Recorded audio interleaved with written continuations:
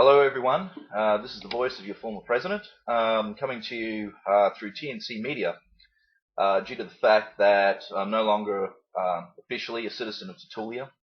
If you read admin's blog today in response to the accusations posted and the evidence to support it, they have basically said in no uncertain terms they're not going to address any of the specifics of the complaint. They have upheld that their information is credible in terms of their identification details, despite everything to the contrary supporting it as a fraud and misinformation. And they're going to basically use their terms of services in terms of maintaining the website to delete anyone and take action against anyone who speaks out against their fraud. Now, I'm going to, with all due respect to TNC, they've kind of slighted the accusation, and I'm going to put this in context for everyone so they can be very clear on what's actually happened.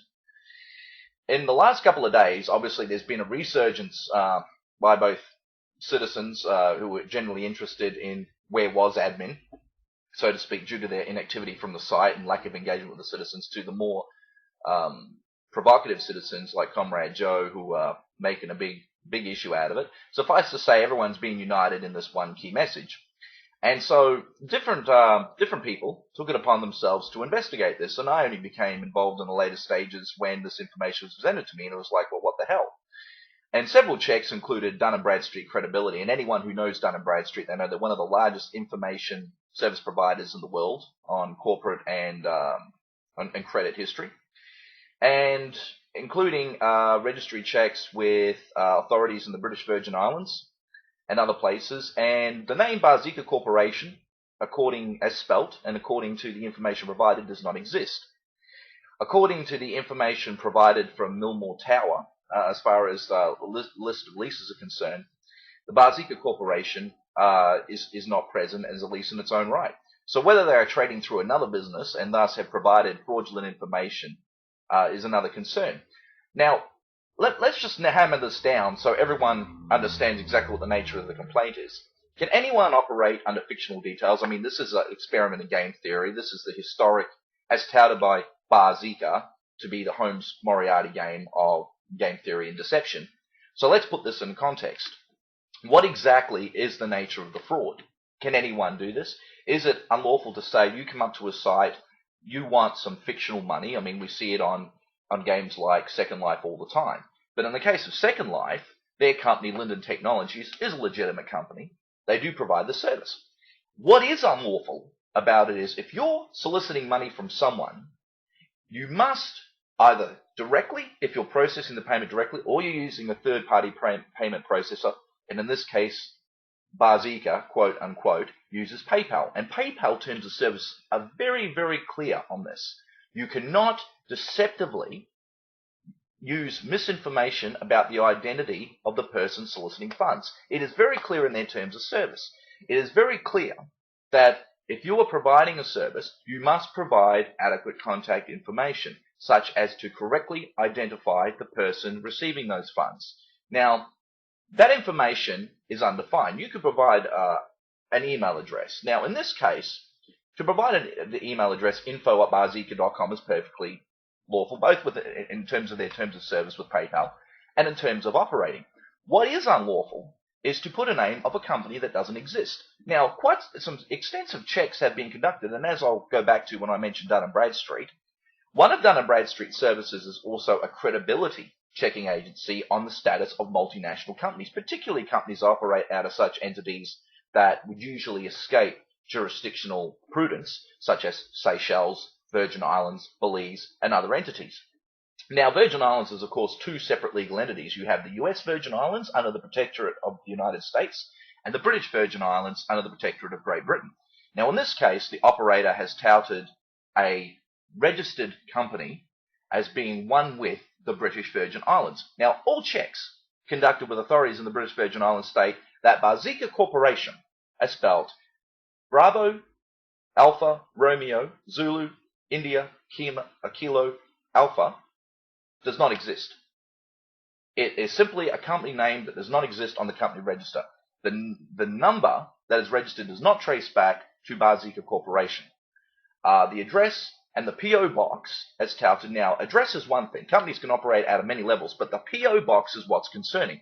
the very same PO box used by, quote unquote, the Barzika Corporation, whoever they may be, and obviously they don't exist, so whoever they are, is actually listed as a registered address, a postal address, with a number of companies who are listed in foreign government scam watchdog databases. One of them in particular is the Australian Securities Investments Commission, and I've posted that information on Julian's blog. So when you have a look at this in context, what is the offence? The offence is, if you are asking someone for money and using a payment processor like PayPal, the terms and conditions of the service are very clear. You cannot use information that is deceptive. And because the check has proven that Barzika Corporation doesn't exist in a register of companies, unless it's a shelf company, in which case it would be subservient and listed. If it was deregistered yesterday, it would have a historic history. You could go to any company, a company registration database within the US, Australia, New Zealand, the United Kingdom, Canada. You can have a look. And in most of those databases, even if you need to attend the office personally, even if a company has been deregistered, that information is cached on the database for a number of years. In Australia, it can be 7 years. Overseas, it can be 10 years. Some places it can be 5 years. But in some way, shape, or form, even if it requires a manual search through departmental offices of that business registration entity, you can see a periodic record. So in other words, you can see when that company was registered and when they ceased that registration. Now, in this case, there is no information saying that Barzika Corporation was ever registered. So basically, what has happened here? People have provided money to someone. It has obviously gone somewhere, and those details, including bank accounts, are registered with PayPal and GoDaddy. And believe you me, there have been a number of complaints filed in the last 24 hours with law enforcement agencies and PayPal, and it will be investigated. And I look forward to seeing the outcomes of that investigation. Now, likely we never will, because those are confidential until law enforcement acts. But what I really take exception to is anyone that is being deceived for personal gain. In this case, the money that has been used, people have bought tollers for that. Now, whilst the administrators, quote unquote, again, being that we don't know who they are now, and we have as many doubts about them as answers that we ever did, they haven't provided any guarantees of service, so they haven't committed any deception there. They've been quite forthright about that. But where is this money going? Who are the operators of Titulia? How do we know they are not part of an international scamming syndicate? Because based on the information uncovered to date, everything is pointing to that. There is a logical chain of evidence pointing that details are not consistent with other details provided. The phone numbers that have been used as contact points, telephone and fax details for Barzika Corporation, again, quote unquote, have been linked back to other parts of Ohio in the United States. One is Bowling Green and one is something Julian's mentioned it in his report. But, so I mean, the details aren't consistent. Now, once again, that is not necessarily an offence. What is an offence, and as I've said again, is using false information to procure money from people. And by soliciting money in exchange for game money or whatever it is, regardless of whether they're soliciting money for roses in potted plants, it is an offence to use misinformation to the person. Now, obviously, to be legitimate, they would have most likely given correct information to GoDaddy, the website operator, in terms of who hosts and who hosts the website and whose domain's registered with it, and PayPal for its payment processing. Now, that's just assuming that they have. One thing is for sure, they want to be recipients of the money. So therefore, they would have provided a correct bank account details. So either which way, shape or form, they're going to get found out. Because you cannot do this. It is unlawful in Australia. And by the way, the jurisdiction extends overseas to other countries who share an extradition agreement for this information.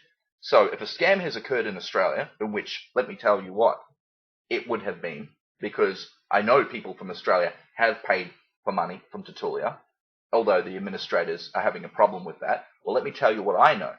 I know that a number of citizens all over the world, from different countries, have used Titulia to purchase money. The administrator has admitted in the past that they have collected an amount of money. At last count, it was in the vicinity of 500 American dollars. That's not a lot of money, but it's still money. that they had procured using false information about whom the transaction is actually being conducted with, not as far as PayPal is concerned as the payment processor, but who the money is actually going to. That is dishonestly obtaining money by deception. That is the crime. So let's be very clear about what the accusation is here. And as I've said, all evidence is linking to that. And citizens strongly advise contact the police and make your own complaint, because one jurisdiction can't investigate a complaint about another unless they are cooperating together. So contact your local police, probably the federal level. It might be the FBI, or it could be the New York Police Department, or whoever it is that your local law enforcement agency is, and they'll provide the best advice to you on how to make a complaint. Now, in this instance, admin has responded saying the following. They have responded just now in saying that the accusations that I have posted are false. But what they have also said is they will not respond to the individual allegations. Now, that was a big mistake there, because everything that has been posted can be traced back to fact. We can't find company registration details. We can't find business registration details for the so-called company number that is listed in the British Virgin Islands. The phone numbers do not link back to the British Virgin Islands. And to all extents, that company does not exist. Another thing, Carl Cantor, who was one of the quote-unquote administrators, if that is his real name, and if his CV in global ICT work actually exists. And I only say that at this point because everything else so far is in doubt. There is nothing we know to be certain anymore. Has deleted me from his Facebook, because I sent him a message yesterday just before I posted on the site about that, and I told him to fess up. He obviously didn't like that. Now, to me, that is not the act of an innocent person. So if you're going to come out and make that and say we're innocent, then I would stand up for myself. Prove it. Because what I'm saying is very simple. This information all checks out in terms of none of it being true to what the administrators have posted. Now, Barzika, whoever they are, really needs to come clean about this. Now, I doubt they will, because they had posted quite stringently. They're going to deal with all citizens, blah, blah, blah, under whatever section of their terms of service, who basically come out against them. Now, considering the engagement depends on an elected fictional citizen government engaging with the administrator on points of contention with the citizenry, that means that anyone who works with the administrator on a contentious point will be dealt with. So basically, don't even bother contacting the administrator with a complaint. They'll delete your account. So this is where we are. Titulia is dead, people. After 25 months, this is it. It is dead because it is a fraud. If they were not a fraud, they would have provided credible information from the start. You cannot deceive people by soliciting money using false details. It is against the law in most modern Western jurisdictions you care to name. And I look forward to a thorough and fair investigation conducted by every single business that so-called Barzika has dealt with, including domain, hosting, and financial services providers, to make sure the truth comes to light. Now, we see this every day. It is not new. You read the news, you read the newspaper. A scam on the internet has been conducted. And where I am ashamed the most is that we have got sucked into the central point of their perceived game theory, deception. For 25 months, they have used one detail upon another detail, upon another detail, and upon another detail to substantiate the one before as being correct. And we, naturally, going A plus B plus C plus D, have not asked any questions. And I will point out, as been pointed out by other citizens, the only reason this came to light is because the administrator had disconnected themselves from the users. Had they have kept active, no one would have ever been frustrated to the point of actually conducting an investigation into this. So this is by far, as I pointed out on the website, unless it's deleted by now, and it probably would because admin's deleting everything else he doesn't like, or they don't like, they are their own worst enemy. Because it is because of their inactivity this whole thing came undone in the first place. So I thank Julian at TNC for putting this up. This is really a case of Citizens United now.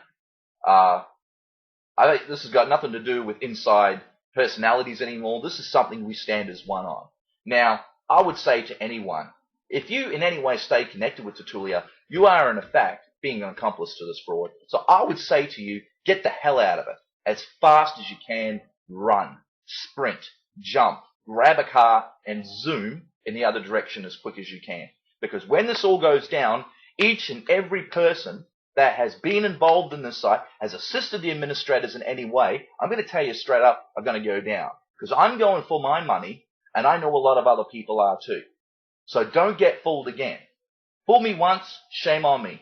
Fool me twice, well guess what? We're coming back with a vengeance. So if you want to think that you can hide behind a screen and defraud people using misinformation and tactics, Barzika, whoever you are, think again. I'm TJ. Thanks for listening.